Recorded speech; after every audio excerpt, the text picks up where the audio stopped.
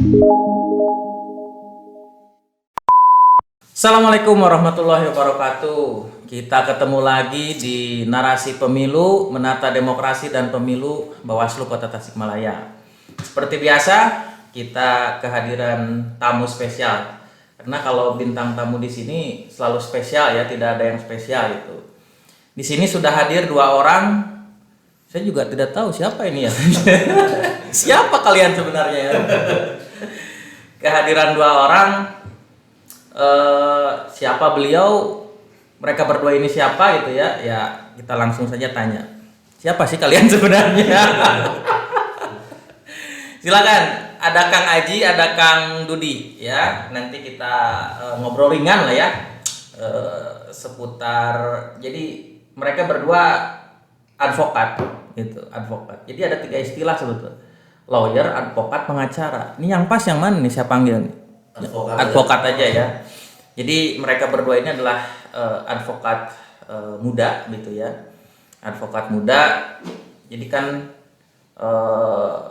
kalau advokat senior itu sudah banyak jam terbang dan juga banyak panggungnya gitu ya. Nah, ini yang muda-muda harus dikasih panggung gitu. Silakan perkenalkan diri dulu. Siap. Terima kasih Pak Pimpinan Bawaslu. Host Podcast Bawaslu. Terima kasih, saya sangat senang sekali diundang di podcast Bawaslu ini. Perkenalkan, saya nama Aji Saifullah, asal dari Singaparna. Kebetulan beda kabupaten kota dengan Bawaslu ini. Saya domisili di Kabupaten Tasik. Dan kemudian ini rekan saya, silakan perkenalkan diri. Siap, terima kasih kesempatannya Pak Rino sudah diberikan kesempatan untuk hadir di sini. Perkenalkan, saya Dudi Jamaluddin, saya profesi saya advokat. Terima kasih sebelumnya sudah diundang. Pak Rino ini dulu pimpinan saya di Bawaslu Kota Tasikmalaya. Ya, saya sebetulnya yang mengucapkan terima kasih ya. Ya siang-siang begini hari Minggu ya datang ke sini kan juga memerlukan waktu ya. Terima kasih sudah meluangkan waktu untuk hadir. Nah, jadi memang selain mereka berdua ini advokat muda di ini ya, ada asosiasinya ya, organisasinya. Ya. Kalau kami kebetulan di Pradi di bawah pimpinan Otto Hasibuan. Oke, berdua dari Pradi ya. Pradi, kebetulan kita juga tergabung dalam Young Lawyer Committee. Nah, itu dia, Young Lawyer Committee. Young Lawyer Committee. Komite pengacara muda. Luar biasa, makanya tidak salah undang gitu ya. Ya tadi disampaikan oleh Kang Dudi ya, baik itu Kang Haji dan Kang Dudi itu ya, juga sebelumnya pernah bekerja di Bawaslu menjadi tim atau staf divisi hukum. Nah, memang mereka berdua ini dulu ya, Kang Haji malah di 2016 ya, 2016 17 kan? Dari 2014. Enggak, di Kota Tasik. Kota Tasik 2016 Di 2016 2017 di Panwaslu Kota Tasik dulu pemilihan wali kota. Dilanjut ke Pilgub 2018. Kang Dudi ini mulai masuk di 2019 ya. 3 tahapan pemilu 2019. Sebelumnya juga 2018 waktu Pilgub di Panwasca. Di Panwasca. PPL di Ya. Panwasca. Karena memang mereka berdua ini passionnya murni advokat gitu ya. Jadi gak betah atau kenapa gitu ya. Kembali ke habitatnya begitu ya, dalam tanda petik menjadi advokat murni begitu. Nah, untuk itulah pada kesempatan ini podcast narasi mengundang beliau berdua. Nah, itu ya. Apa yang diperbincangkan ya simak terus ya. Tapi perbincangannya tidak terlalu serius, ringan gitu ya. Oke, Kang Haji, Kang Dudi. Gimana nih aktivitas? Masih beracara ya? Masih lah, namanya advokat kan? Alhamdulillah, masih dipercaya oleh klien. Jadi kalau cari mereka berdua jangan di rumah ya, tapi di pengadilan itu ya. Oke, sudah lama tidak di Bawaslu gitu ya, menjadi bagian dari Bawaslu. Dulu kan terlibat khususnya di penanganan pelanggaran ya, baik itu Kang Haji, Kang Dudi ini yang kemudian bertugas merumuskan kajian-kajian hukum begitu ya ketika ada laporan atau temuan khususnya pada waktu itu dugaan pelanggaran administrasi dan pidana gitu ya. Nah, setelah keluar dari Bawaslu kira-kira bagaimana nih Kang Aji, Kang Dudi ya melihat perkembangan Bawaslu, khususnya ke Kang Aji dulu lah ya. Dulu kan aktif-aktifnya di pengawas pemilu itu kan ketika ad hoc ya. Ya, betul. Nah, sekarang sudah menjadi permanen. Nah, kira-kira ada perbedaan nggak? Oke, terima kasih Pak Rino. Jadi kalau menurut saya ketika aktif di Panwas pemilu itu dulu ad hoc ya. Menurut hati sanubari saya itu lebih nyaman ad hoc sebetulnya. Lebih nyaman ad hoc. Lebih nyaman ad hoc karena kalau ad hoc kan kita tidak dikejar tayang sebetulnya. Karena kalau Bawaslu itu kan permanen. Ya. 5 tahun. Ad hoc kan 1 tahun, paling lama 1,5 tahun sudah selesai. Tanggung jawab kita hanya sampai dengan 1,5 tahun. Ya. Dan kewenangan-kewenangan ad hoc itu sebetulnya tidak sekompleks kewenangan permanen. Nah, jadi kita ibaratnya lebih serius tapi santai lah kalau ad hoc. Serius tapi santai karena kan kita pertanggungjawabannya hanya Masih bisa nerima acara di luar itu. masih bisa nerima acara, masih bisa kesana kemari lah. Tapi kalau sudah permanen seperti yang saya rasakan dulu sama Pak Rino juga waktu pemilihan gubernur ya. Pemilihan gubernur mau ke pileg pilpres itu kan kalau permanen itu rasanya kita harus standby, Terikat. dan memang MOU-nya juga kita menjadi pengawal PPN PNS ya, pejabat pemerintah non pegawai negeri sipil. Yang kalau sekarang yang lebih ramai P3K. Kalau menurut saya samalah dengan P3K. Jadi kita harus benar-benar menjadi abdi Bawaslu, abdi Panwas. Dan tidak bisa beracara kalau Bawaslu ya. Kalau tidak bisa Eksepsional lawan nanti. menerima gaji dari negara. Iya. Kalau Kang Dudi gimana nih antara pengawas pemilu ad hoc dan permanen? Barangkali punya pandangan berbeda. Kebetulan nih kalau saya dulu masuk itu di masa-masa transisi. Masa transisi ya? Transisi dari ad hoc di Panwascam, terus masuk ke sini di Bawaslu udah permanen gitu kan. Udah Bawaslu ya? Iya, udah Bawaslu. Di permanen sendiri sih ada kultur gitu kan, kultur yang panjang gitu kan, ada peningkatan SDM seperti itu. Ya seperti itu sih sebenarnya. Oke. Apa lagi ya? Mereka berdua kan dulu secara teknis terlibat ya dalam penanganan baik itu laporan atau temuan khususnya dugaan pelanggaran pidana gitu ya. Nah, sudah tahu lah, kita masing-masing sudah tahu ya bagaimana mekanisme penanganan dugaan pidana pemilu. Melibatkan institusi lain gitu ya. Ada Bawaslu, ada kepolisian, dan ada kejaksaan itu ya. Memang ada beberapa istilah yang barangkali bisa sependapat, bisa tidak gitu ya. Ada beberapa istilah penyidikan ya, di kepolisian dengan di Bawaslu ya dalam konteks penanganan pelanggaran pidana gitu ya. Misalkan dari ketika ingin diminta keterangan gitu ya. Kalau kepolisian kan istilahnya BAP ya, di BAP, diinterogasi di BAP lah ya. Kalau di Bawaslu gitu ya, di Sentra Gakumdu klarifikasi. Nah, ini secara istilah memiliki makna atau definisi yang berbeda tidak? Nanti akan berdampak secara hukum misalkan ya. Kemudian dari sisi surat itu bukan surat pemanggilan gitu ya, tapi surat undangan itu ya. Kalau penyidikan murni di kepolisian kan surat pemanggilan itu ya, pemanggilan. Kemudian kalau di Bawaslu di Sentra Gakumdu itu undangan. Nah, ini juga sama, ada beda istilah. Nah, ini mengandung konsekuensi nggak atau hanya perbedaan nama saja gitu ya? Bagaimana nih? Saya dulu. Siap. Terima kasih. Jadi ini unik ya, Pak Rino. Di Bawaslu itu unik sebetulnya, ada semacam surat undangan klarifikasi. Kalau undangan itu kan sifatnya bisa datang, bisa enggak juga, tidak ada konsekuensi sebetulnya, gitu ya. Tapi kalau tidak datang diundang klarifikasi oleh Bawaslu, sebetulnya sangat merugikan bagi yang terklarifikasi itu, karena tidak bisa mengklarifikasi apa yang didugakan oleh Bawaslu. Itu yang pertama. Tidak bisa ada upaya paksa. Tidak ada upaya paksa kalau menurut kami. Karena kan yang bisa upaya paksa itu hanya penyidik di kepolisian. Itu pun kalau sudah naik menjadi tersangka kan. Oh iya. Kalau masih terlapor kan tidak bisa ada upaya paksa. Memang di Bawaslu tidak ada istilah tersangka kan? Tidak ada istilah Ya, tersangka. hanya terlapor. Istilah tersangka itu hanya ada di kepolisian. Iya. Maka dari itu kan di Bawaslu itu dibentuklah Sentra Gakumdu. Nah itu gunanya untuk melapis undang-undang yang bolong-bolong itu, sebetulnya pasal-pasal yang bolong-bolong itu dilapislah sama Sentra Gakumdu.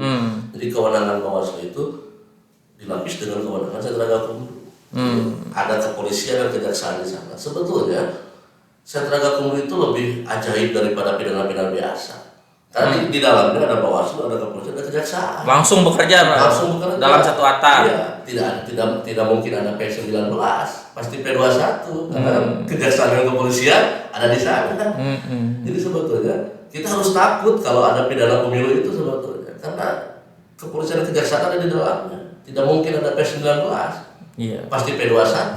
Kalaupun mau dihentikan pasti dihentikan di awal. Itu kira-kira. Jadi memang sistem yang dibuat ini di Bawaslu membentuk sentra penegakan hukum terpadu, Bawaslu, kepolisian, kejaksaan, itu memang sudah ideal ya? Ideal, menurut saya ideal itu. Oke. Kang Dudi gimana nih? Penambahan mungkin untuk istilah tadi ya, klarifikasi BAP. Kalau di KUHP itu mungkin ketika seseorang jadi terlapor ataupun ada temuan di Bawaslu itu prosesnya mungkin proses ini lidik mungkin ya. Lidik menemukan adanya unsur pidana atau tidak. Kalau biasanya itu dibahas di pembahasan pertama ya. Kajian hukum pembahasan pertama, bila memenuhi unsur, naik ke pembahasan kedua, baru itu prosesnya itu sidik. Iya. Yang uniknya itu ketika naik ke proses sidik itu, yang laporan itu ketemu Bawaslu. Jadi unik gitu kan? Iya. Oke. Ya tadi betul ya apa yang dikatakan oleh Kang Haji ya. Penyidik dan penuntut itu bekerja dalam satu atap. Kalau dalam penyidikan biasa itu kan biasa penyidikan dulu gitu ya, baru setelah dianggap cukup lempar ke kejaksaan, penuntutan, baru berkasnya ke pengadilan gitu. Iya, oke. Tadi ya belum terjawab sebetulnya soal istilah berita acara klarifikasi dengan berita acara pemeriksaan. Hanya perbedaan istilah atau punya konsekuensi lain hukum gitu? Siapa dulu? Bebas. Kalau dulu. Ya. Ya kembali lagi tadi ketika saya masih di Bawaslu, ketika kita menanyakan itu hanya unsur-unsurnya pasal saja kan yang ditemukan, yang ditanyakan, diklarifikasikan tentang kasus posisi, terus keterlibatan dia ataupun ada keterlibatan pihak-pihak lain. Gitu kan. Kita hanya mengumpulkan data berdasarkan temuan laporan, apakah ini memenuhi unsur pidana pemilu atau tidak gitu kan. Atau hanya sebatas dikategorikan keterangan awal. Keterangan awal. Karena memang kan kita tahu semua ya, ketika proses klarifikasi kita putuskan untuk naik gitu ya, berkasnya kemudian diserahkan ke penyidik, ke kepolisian kan gitu ya. Prosesnya mengulang kembali. Memanggil saksi-saksi, terlapor, pelapor, saksi-saksi. Nah itu baru di BAP. Tambahan bukti. Ya. Tambahan sedikit Pak itu kan jelas berbeda ya antara klarifikasi dengan BAP. Karena kan BAP itu murni kewenangan penyidik. Tidak bisa Bawaslu mau-BAP seseorang. Bawaslu itu tugasnya itu hanya klarifikasi. Betul kata Kang Dudi. Jadi pengumpulan awal, keterangan awal, klarifikasi. Tapi tetap nanti yang dipakai di pengadilan itu adalah hasil BAP penyidik. Yang dipakai di pengadilan karena kan tidak bisa kita menjadi penyidik kan. Bawaslu tidak bisa menjadi penyidik. Itu hanya kepolisian. Dan keterangan di berita acara klarifikasi tidak bisa digunakan di pengadilan. Tidak bisa digunakan di pengadilan. Yang bisa digunakan hanya BAP. Nah, penyidik. itu poin pentingnya. Ya. Oke, nah kemudian bergeser ke sebetulnya ini menjadi perbincangan utama dengan komisioner KPU ya, Bu Yeti, berkaitan dengan keanggotaan partai di SIPO ya.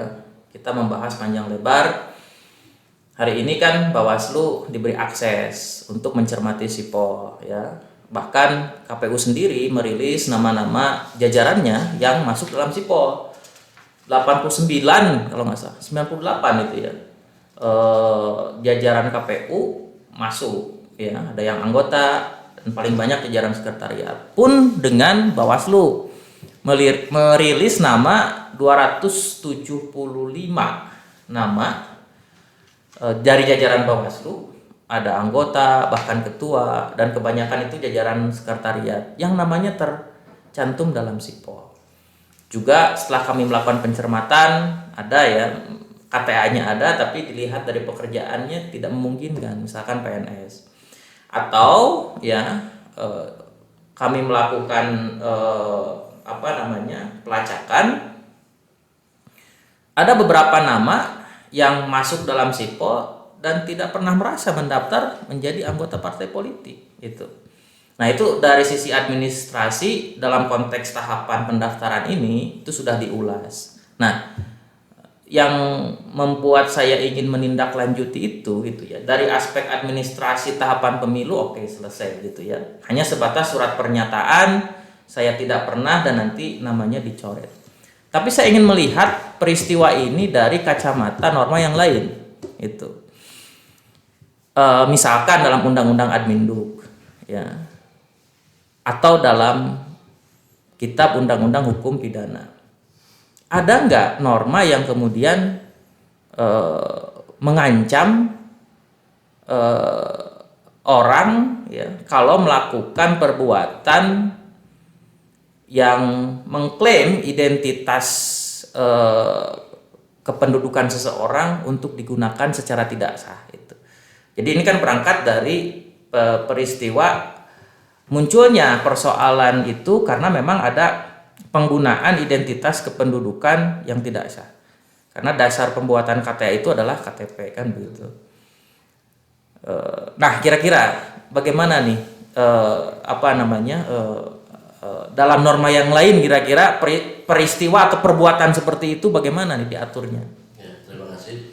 Jadi mengenai tadi yang disebutkan oleh Pak Rino itu betul, memang saya juga sering melihat ya, YouTube di Bawaslu RI. Kebetulan saya salah satu fans Bawaslu RI lah. No. Subscriber ya. Jadi sering lihat lah di YouTube Bawaslu RI maupun di IG Instagram Bawaslu RI itu kan sekarang sedang booming-boomingnya pengadministrasian parpol, pendaftaran parpol. Nah, kalau menurut saya secara pribadi, menurut hemat hukum saya itu bisa masuk ke dalam pasal pemalsuan. Nah, kita bisa baca dari pasal 263 sampai 266 lah. KUHP, kita Undang-Undang Hukum Pidana. Jadi kan ketika membuat tidak seperti keadaan yang sebenarnya, nah, itu kan bisa dipidana. Tentunya itu memang perlu pendalaman dari penyidik, karena kan hal-hal yang seperti itu memang jarang dilaporkan. Pencatutan lah, semacam pencatutan nama, pencatutan identitas. Tapi kembali lagi, kalau misalkan di persyaratan masuk ke partai itu mengeluarkan KTA itu ada surat pernyataan, nah mungkin itu bisa masuk dalam pemalsuan tanda tangan atau apa ya? Iya. Tapi kalau persyaratannya tidak ada surat pernyataan, mungkin itu bisa masuk ke dalam yang membuat tidak sesuai dengan keadaan yang sebenarnya. Gitu. Karena kan itu juga diatur di dalam pasal pemalsuan di dalam KUHP. Itu sementara pendapat saya. Kang Rudi, silakan. Ya, benar mungkin tadi yang disampaikan oleh Pak Haji ya, untuk penyalahgunaan data pribadi ini kan merupakan perbuatan yang banyak unsur yang dilanggar gitu kan, ada penipuan, penggelapan dan norma-norma objektif subjektif lainnya lah gitu. Menurut kacamata saya sih untuk saya baca-baca untuk data informasi pribadi ini ada di 32 undang-undang, tapi itu kan yang mengatur, yang menyebutkan. Tapi itu kan sifatnya sektoral ya, parsial, tidak spesialis gitu kan. Kebetulan hari ini sedang digodok di DPR RI itu RUU perlindungan data pribadi. Ya, itu kan untuk sanksi sendiri sih Udah baca draftnya? Belum ya? belum baru naskah akademik 100 Oh. berapa halaman gitu. Ada kemungkinan norma pidana yang jelas berkaitan dengan penggunaan identitas kependudukan secara tidak sah, kemungkinan ada ya? Ada. Oh, oke. Menambahkan sedikit, jadi sebetulnya ini bisa dijadikan momentum oleh parpol yang lain lah, sebetulnya oleh parpol yang atau oleh ahli-ahli hukum yang lain lah. Jadi ketika ada permasalahan seperti itu, coba digugatlah ke pengadilan kekuatan melawan hukum supaya nanti ada putusan yang berkekuatan hukum. Nah, ketika salah satu parpol tersebut dinyatakan bersalah atau anggotanya atau siapapun itu kan itu bisa dijadikan senjata di kemudian hari. Ketika ada permasalahan dengan parpol tersebut, itu sebetulnya ada celah-celah di sana. Jadi di samping pidana kan, kalau pidana mah hanya menghukum orang ya. Kalau perdata kan bisa Ganti rugi. bisa ganti rugi, bisa badan hukum dan bisa bisa selanjutnya. Perdata berarti? Perdata dan pidana bisa. Bisa, ya. Bisa perdata dan pidana. Tapi tentunya itu kan tidak bisa dilakukan. Tadi kalau merujuk norma yang itu ancamannya berapa? Ada ancamannya 5 tahun. 5 tahun ya? 5 tahun. Baru ancaman 5 tahun. Baru ancaman. Nah, kalau saya baca di Undang-Undang Adminduk, undang-undang yang memang khusus mengatur soal data kependudukan ya. Memang ada norma pidana, tapi lebih kepada petugas yang mendistribusikan, menyalahgunakan dan lain sebagainya. Tidak ada yang spesifik, misalkan orang per orang menggunakan identitas orang lain tanpa sepengetahuan, itu tidak ada gitu. Nah, tadi kembali menarik ke KUHP gitu ya. Itu memang bisa dimaknai dengan perbuatan itu. Kalau sekilas saya baca itu kan masih sifatnya masih umum gitu ya, masih umum, tidak bicara secara konkret soal data kependudukan misalkan gitu. Nah ini kan juga bisa berbeda pandangannya kan begitu. Gimana tuh? Ya betul. Kalau menurut saya, justru kan ada yang namanya dokumen ya, dokumen atau keterangan atau surat pernyataan atau akte.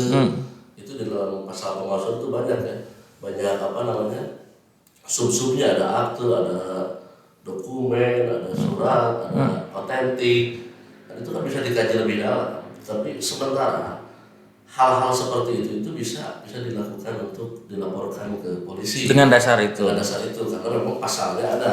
Kemudian nanti penyidik bisa juga menghadirkan ahli lah untuk supaya mempertegas perbuatan hukum seseorang itu. Minimal ruangnya ada lah gitu ya. Ruangnya ada. Ruang hukumnya ada. Terlepas nanti ada perdebatan, kan ada alat bukti ya.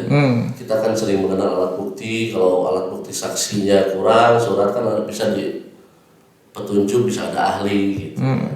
Jadi banyak jalan menuju Roma lah, Jadi ketika ada celah, kata saya gitu ya, apa salahnya kita melakukan celah itu, melakukan terobosan hukum lah. Kalau kata ahli-ahli hukum itu, kita sebagai advokat itu kan harus melakukan terobosan hukum. Jadi ketika pasalnya sumir-sumir, lakukanlah terobosan hukum. Nanti biarlah kan penegak hukum yang memutuskan. Berdialektika hukum gitu ya. Betul. Ya, karena kan kalau kita lebih cenderung kepada letterlek, kan orang awam juga bisa. Sekedar baca pasal kan bisa. Iya. Jadi kan keistimewaan advokat itu kan selain baca pasal, dia kan tahu asas, dia adanya doktrin hukum, adanya pendapat. Kalau ciri Eropa kontinental memang harus normatif kan, harus harus letterluck gitu kan. Betul. Memang kan letterluck itu kan pasalnya tafsir lah. Pasalnya kan multi tafsir. Contoh lah, dulu ketika kita di pemilu kan banyak pasal yang multi tafsir. Iya. Ketika peserta, definisi peserta, definisi saksi, setiap orang definisi tempat ibadah. Itulah. Jadi memang menurut saya di Indonesia ini memang multi tafsir lah. Tapi itu tadi sifatnya delik aduan ya. Sifatnya harus ada yang mengadu. Harus ada yang dirugikan. Ya, karena memang faktanya banyak yang dirugikan. Misalkan ya ada beberapa tadi cerita ya, staf di sini temennya mau ikut Panwascam. Ya, tapi namanya tercantum dalam sipol. Ya. Ini kan merugikan, otomatis kan secara administratif kalau ini tidak clear gitu ya, ini akan mengganjal orang untuk mendaftar menjadi penyelenggara pemilu kan. Nah, ini kembali ke Kang Rudi. Tadi menarik disampaikan 32 undang-undang ya. 32 undang-undang ini kan itu bicara data kependudukan. Tapi tidak satu pun ada yang spesifik soal pidana penyalahgunaan itu. Oke. Tapi akhirnya ada satu norma dalam KUHP yang kemudian dipandang oleh Kang Haji ini bisa begitu ya. Kalau Kang Dudi sendiri sependapat bisa menggunakan norma itu? Sependapat sih, tapi ada Boleh berbeda pendapat, jangan kena senior ya, boleh. Ya bisa dijadikan alternatif yang lain ya. Di UU ITE juga ada di pasal 32. Boleh saya baca? Nah, menarik tuh. ITE, undang-undang ITE. ITE, Informasi dan Transaksi Elektronik. Ya. Pasal 32 ayat 1 itu setiap orang dengan sengaja dan tanpa hak atau melawan hukum dengan cara apapun mengubah, menambah, mengurangi, melakukan transmisi, merusak, menghilangkan, memindahkan, menyembunyikan suatu informasi elektronik dan atau dokumen elektronik milik orang lain atau milik publik. Di ayat 2-nya setiap orang dengan sengaja dan tanpa hak atau melawan hukum dengan cara apapun memindahkan atau mentransfer informasi elektronik dan atau dokumen elektronik kepada sistem elektronik lain yang tidak berhak. Terus di ayat 3-nya terhadap perbuatan sebagai dimaksud pada ayat 1 yang mengikat terbukanya suatu informasi elektronik dan atau dokumen elektronik yang bersifat rahasia menjadi dapat diakses oleh publik dengan keutuhan data yang tidak sebagaimana mestinya. Ini ada ancamannya. Ancaman pidananya. Paling 8 tahun, 9 tahun, sampai 10 tahun. Ya, ini bahkan lebih jauh lagi. Lebih jauh lagi kan karena ini konteks undang-undangnya juga khusus mengatur, bisa dikatakan lex spesialis gak ini? Enggak ya? Kalau Undang-undang ITE. Kalau ITE-nya Lex spesialis ya. Di sini ada dokumen elektronik. Nah, kan kata kuncinya elektronik. Dokumen elektronik, IKTP elektronik, KTP itu kan IKTP. Oh, KTP elektronik gitu ya. IKTP. IKTP. Tapi memang faktanya yang kemudian digunakan untuk membuat KTA itu kan nggak berbasis elektronik, KTP fisik gitu loh, asli. Ya itu kembali lagi tafsiran. Jadi begini Pak. Jadi begini Pak itu. Ya. Kalau dua orang hukum itu kan harus ada 3 pendapat. Yang satu pendapatnya berbeda, yang dua pendapatnya berbeda, yang satu pendapatnya sama. Nah, jadi tidak harus sama ya. Harus sama. Tidak harus sama. Jadi tetapkan untuk kepastian hukum seseorang yang sudah disalahgunakan data pribadinya itu harus melapor gitu. Betul, untuk kepastian. Nah, persoalan KTP ini kan tidak hanya soal di pemilu saja. Misalkan sekarang pinjaman online. Betul. Itu kan banyak kasus ketika mengajukan pinjaman online menggunakan KTP orang lain tanpa sepengetahuan. Itu kan jelas dari aspek material materi itu ya. Sangat dirugikan kan begitu. Ada orang yang dirugikan kan gitu. Oke, luar biasa. Perbincangan dengan dua orang advokat muda ini ya. Oke. Jadi pengurus di Pradi ya? Kang Dudi yang ngurus, kalau saya enggak. Oke, sip. Yang di lawyer Young lawyer dua-duanya? Dua-duanya masuk, tapi saya bukan pengurus, Kang Dudi pengurus. Oh. Yang lawyer. Kalau beliau masih dikatakan muda nggak ya? Oke, menarik sekali. Oke, kira-kira itu ya perbincangan pada sore hari ini karena beliau berdua juga kebetulan walaupun hari Minggu banyak kegiatan ya. Banyak kegiatan, jadi ya itulah perbincangan ringan kami ya tadi banyak ya dibahas soal Gakumdu ya soal keanggotaan partai di Sipol ya dilihat dari aspek hukum yang lain kira-kira seperti apa. Banyak referensi yang kemudian tadi disampaikan oleh Kang Haji oleh Kang Dudi gitu ya.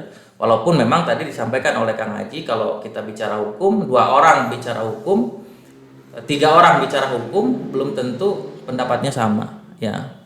Belum tentu pendapatnya sama.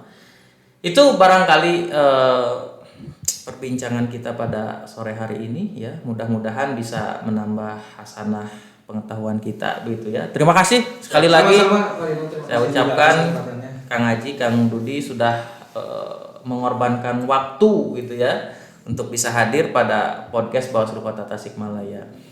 Oke, terima kasih. Kita ketemu di podcast yang lain di narasi menata demokrasi dan pemilu Bawaslu Kota Tasikmalaya. Assalamualaikum warahmatullahi wabarakatuh.